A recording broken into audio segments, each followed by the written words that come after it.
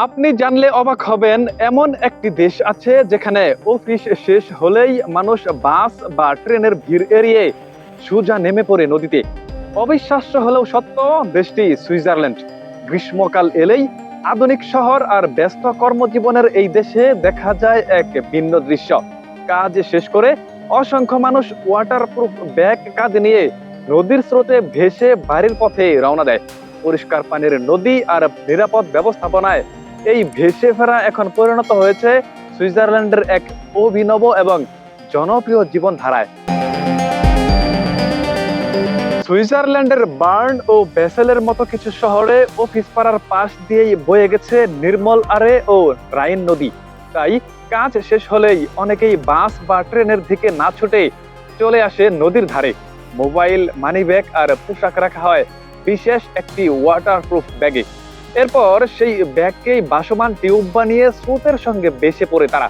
নিরাপদে জিনিসপত্র রাখার পাশাপাশি এই ব্যাগই তাদের ভেসে থাকতে সাহায্য করে। আর এভাবেই নদীর স্রোত ধরে বাড়ি ফিরে আধুনিক শহরটির শত শত মানুষ। অবিশ্বাস্য হলেও মানতে হবে, অনেকেই টানা 20 থেকে 30 মিনিট নদীর স্রোতে ভেসে নিজের বাড়ির কাছাকাছি পৌঁছে যান।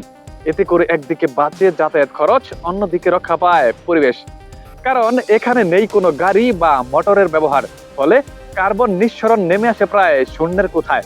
প্রকৃতির সঙ্গে এমন সহাবস্থানই দেখায় সুইজারল্যান্ডের গভীর পরিবেশের সচেতনতা। টেকসই জীবনযাপনে বহু বছর ধরেই বিশ্বের শীর্ষ অবস্থানে ধরে রেখেছে এই দেশটি।